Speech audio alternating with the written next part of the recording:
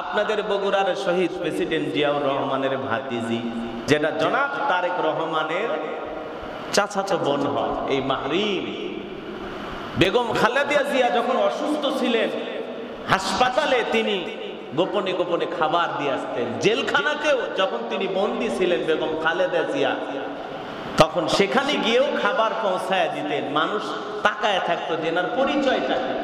সবাই জানতো milestone school and কলেজে চাকরি করেন, একজন শিক্ষিকা। কিন্তু তিনি যে শহীদ প্রেসিডেন্ট জিয়াউর রহমানের ভাতিজি, জনাব তারেক রহমানের চাচাতো বোন, এটা অনেকে জানতো না।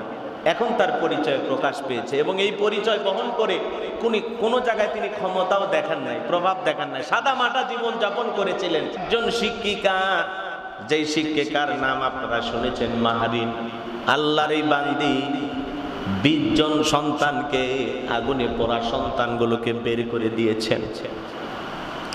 নিজের দেহে আগুন লাগছে।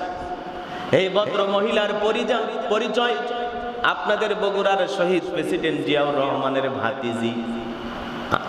ভাতিজি এই মাহরিন, আল্লাহর এই বান্দি নীলফামারী জেলায় বাড়ি। তার স্বামী তার স্ত্রীকে হারিয়ে চোখের পানি ছেড়ে দিয়ে কান্না করতেছেন, বলতেছেন আমার স্ত্রী যখন তাকে হাসপাতালে চিকিৎসার জন্য নিয়ে যাওয়া হচ্ছে, আমি তাকায় দেখে আমার বিবির শরীরের শতভাগ পুড়ে গেছে। আমার স্ত্রী আমার হাতটা ধরলেন আর দেখে বলে, হয় তোমার জীবনে আর কোনোদিন তোমার সাথে দেখা হবে না, আমার হাতটা একটু শক্ত করে ধর। স্বামী ডেকে বলে, বিবি তুমি তো চাইলেই ওখান থেকে বের হয়ে আসতে পারতা, কেন বের হইলা না? নিজেকে এভাবে আগুনের মধ্যে পুড়িয়ে ফেলে দিলা কার জন্য? বলে, শোনো, আমার স্কুলের সন্তানেরা আগুনে পুড়ে যাবে আর আমি সেখান থেকে নিজেকে বাঁচানোর জন্য বেরিয়ে আসবো। আমিও তো মা, ওগুলো তো আমারই সন্তান, আমি কেমনে তারা আগুনে পড়তেছে আমি কেমনে সহ্য করি? এই জন্য আমি 1 নয় 2 নয় 20 জনেরও বেশি ছাত্রকে সেখান থেকে বের করে দিয়েছি। আগুন এসে আমাকে পুড়িয়ে দিয়েছে, নিজের শরীরের কাপড় পুড়ে গেছে, একেবারে বিবস্ত হয়ে গেছেন আগুনে পুড়তে পুড়তে। তারপরেও সন্তানদেরকে বের করে দেওয়ার জন্য আমি সর্বোচ্চ চেষ্টা করেছি। কখন যে আগুনের মধ্যে পুড়ে অজ্ঞান হয়ে গেছে, চুলগুলো পুড়ে গেছে। আল্লাহর বান্দা দেখে বলে, স্বামী আর কোনোদিন হয়তো বা দেখা হবে না, এটাই হয়তো বা আপনার সাথে আমার শেষ দেখা। স্বামী হাহুতাশ করতেছে, পাগল পারা হয়ে গেছে। এমন একজন বিবি ছিল যে শিক্ষিকা 20 জনেরও বেশি ছাত্রকে বাঁচাইতে গিয়ে নিজের প্রাণটা দিয়ে দিলেন। এমন শিক্ষিকা আমাদের সমাজে দরকার আছে না নাই? যেটা জনাব তারেক রহমানের চাচাতো বোন হয়, এই মাহরিন বেগম খালেদা জিয়া যখন অসুস্থ ছিলেন, হাসপাতালে তিনি গোপনে গোপনে খাবার দিয়ে আসতেন। জেলখানাতেও যখন তিনি বন্দী ছিলেন বেগম খালেদা জিয়া, তখন সেখানে গিয়েও খাবার পৌঁছায় দিতেন। মানুষ তাকায় থাকতো যে এনার পরিচয়টা কি। সবাই জানতো মাইলস্টোন স্কুল অ্যান্ড কলেজে চাকরি করেন, একজন শিক্ষিকা।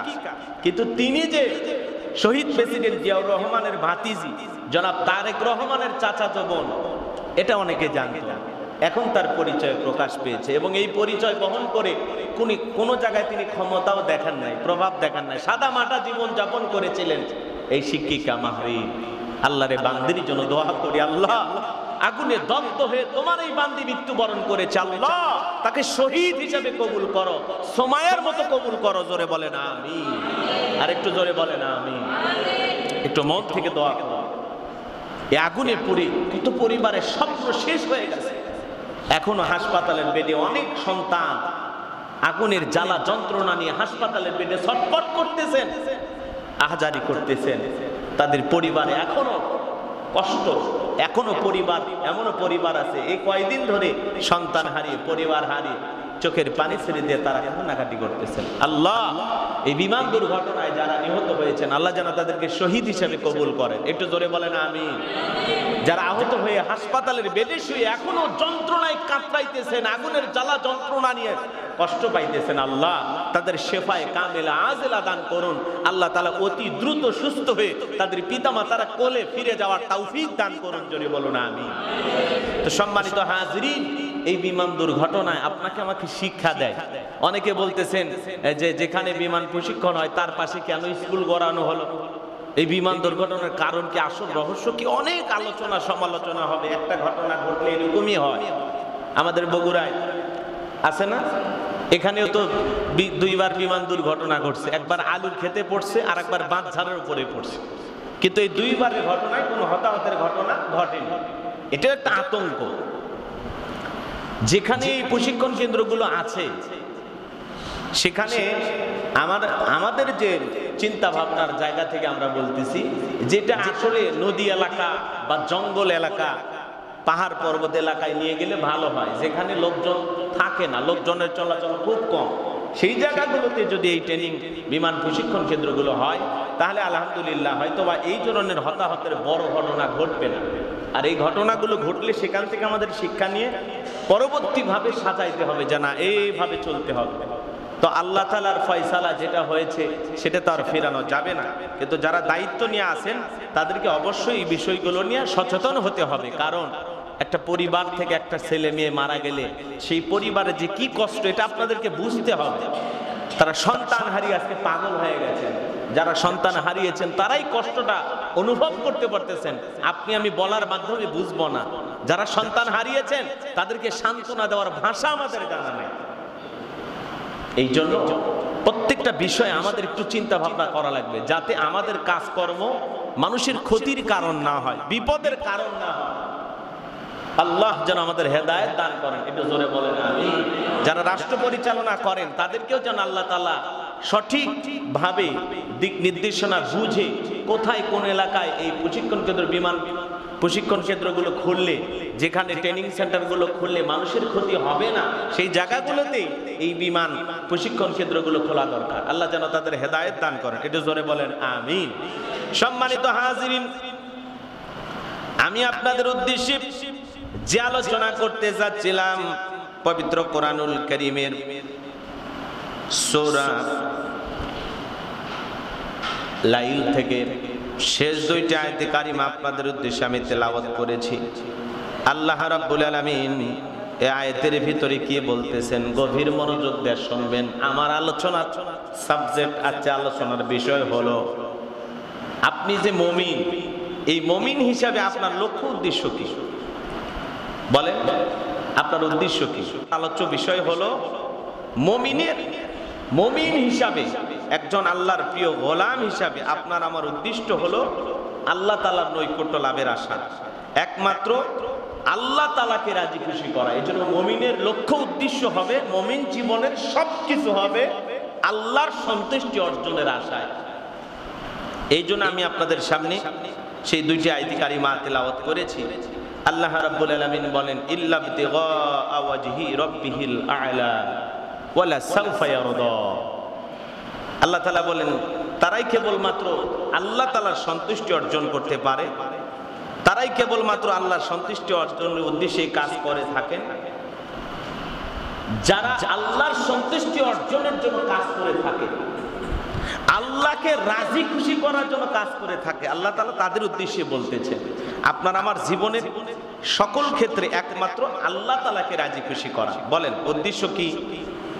আল্লাহকে খুশি করা। কেবলমাত্র আমাদের মহান পালনকর্তা আল্লাহ তাআলাকে রাজি খুশি করা, তার সন্তুষ্টি অর্জনের জন্য আমাদের এই কাজ ইখলাসের সহিত করতে হবে। আল্লাহকে খুশি করতে হলে ঈমান আনার পরে ইখলাসের সহিত আল্লাহর সন্তুষ্টি অর্জনের জন্য, জান্নাত পাওয়ার জন্য আপনাকে আমাকে এই কাজগুলো করতে হবে। সুবহানাল্লাহ। এক নেতাকে নিয়ে যাওয়া হচ্ছে, চেহারা শুকিয়ে গেছে। আইনমন্ত্রী ছিল কামরুজ্জামান, জানেন না? আহা, চেহারা দেখে মনে একেবারে শুকিয়ে গেছে, বৃদ্ধর ছাপ চেহারার মধ্যে চলে আসছে। লাঠিতে ভর করে চলতেছেন। কি ক্ষমতা, কি দাম্ভিকতা, কি অহংকার! ক্ষমতা থাকলে মানুষকে মানুষ মনে করে না, এই জন্যই দাম্ভিকতা করতে নাই। কথায় আছে না, 9 বছরের রাজা 10 বছরের সাজা। কথা বলে ঠিক কি না? এই হলো তাদের জীবনের অবস্থা। আজকে চোখের পানি ছেড়ে দিয়ে আদালতে কান্নাকাটি করে, পলক সাহেব কান্নাকাটি করে, আইনমন্ত্রী কান্নাকাটি করে, মানিক কাকা কান্নাকাটি করে, সালমান এফ রহমান কান্নাকাটি করে। আহা, কত আইনমন্ত্রী কত দাম্ভিকতা করতো, আজকে তারা এমন ভাবে হাজিরা দিতেছে একটা আসামির মতো। ইনু মিনু মিলন যা আছে সব কই গেল, তাদের দাম্ভিকতা কই গেল, ক্ষমতা সব শেষ করে দিয়েছেন কে? আল্লাহ। এই জন্য এগুলো দাম্ভিকতা করতে নেই, অহংকার করতে নেই। আপনি যত বেশি অহংকারী হবেন ধ্বংস আপনার অনিবার্য, ধ্বংস হবেই। আপনার আল্লাহ তাআলা যদি কোনো কিছু দেন, এটা আল্লাহর নিয়ামত মনে করতে হবে, এটা মনে করে আল্লাহর শুকরিয়া আদায় করতে হবে, আল্লাহর সন্তুষ্টি অর্জন করতে হবে যে আল্লাহ তাআলা আমাকে চেয়ারম্যান মেম্বার বানাইছে, এমপি মন্ত্রী বানাইছে, প্রধানমন্ত্রী বানাইছে, আলহামদুলিল্লাহ। আল্লাহ বানাইছে। কে বানাইছে বলেন? আল্লাহ বানাইছে। আর এগুলো ক্ষমতা পাইয়া বড় বড় কথা বলে। সাবেক প্রধানমন্ত্রীর ছেলে সজীব ওয়াজের জয়, নাম শোনেন? উনি গত 2 দিন আগে বলতেছেন যে ইউনূস সরকার আবার কিছুই করতে পারবে না। ইউনূস সরকার জয়ের কিছুই করতে পারবে না। কি করার ক্ষমতা আছে ইউনূস সরকারের? দেখেন এখনো কত দাম্ভিকতা তাদের ভিতরে। এই দেশে এত পরিমাণে জুলুম অত্যাচার হলো, এখন পর্যন্ত তাদের কোন নেতা বলেন নাই আমরা দুঃখিত, আমরা ক্ষমা প্রার্থী, আমাদেরকে ক্ষমা করে দেন, আপনাদের সাথে যা হয়েছে এর জন্য আমরা ক্ষমা চাই। একজন নেতাও বলেন, কথা বলেন না। বলছে? বলে না। তো জয় সাহেব বলতেছে ইউনূস সরকার আমার কিছুই করতে পারবে না। তা আপনি যদি আমেরিকায় থাকেন, লন্ডনে থাকেন, বিদেশে থাকেন, তো আপনার জন্য কে কি করবে? কিছু করতে পারবে না। আপনি দেশে আসেন, কিছু করতে পারে কিনা টের পাবেন। কথা বলেন না কেন? দেশে তো আসবেন না। মা এক দেশে পালিয়ে আছে, ছেলে আর এক দেশে পালিয়ে আছে। কথা বলেন না কেন? তো আপনাদেরকে ধরবে কি? তো এই জন্য এরকম পালিয়ে বাঁচার নাম জীবন নয়। পারলে দেশের মানুষকে যদি ভালোবাসেন, দেশকে যদি ভালোবাসেন, দেশে আসেন, এসে জেল হোক যা হোক লড়াই করে। পালিয়ে বাঁচার নাম জীবন নয়। আসেন, দেশে আসেন। কথা বলেন না, দেশে আসেন। ভয় পান কেন? তোর 5 বছরের জেল হবে, 2-4 মাস জেলে থাকা লাগবে, সমস্যা কি? আসেন, ভয় পাচ্ছেন কেন? তো আমরা যে কথা বলতে চাচ্ছিলাম, হযরত আবু বকর সিদ্দিক রাদিয়াল্লাহু তাআলা 100% দান করেছিলেন আল্লাহ এবং তার রাসূলকে খুশি করার জন্য। আল্লাহ তাআলা এটা পছন্দ করেছেন। হযরত আবু বকর সিদ্দিক রাদিয়াল্লাহু তাআলা এমন একজন সাহাবী ছিলেন, সব সময় দান করতেন, সব সময় দান করতেন।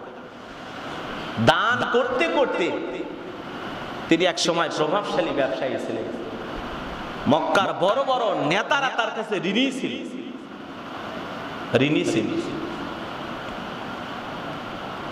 তারা বড় বড় প্রভাবশালী অনেক নেতা ছিল, হযরত আবু বকরের কাছে ঋণী ছিল। ভয় আবু বকরের সামনে যা বড় গলায় তারা কথা বলতেন না।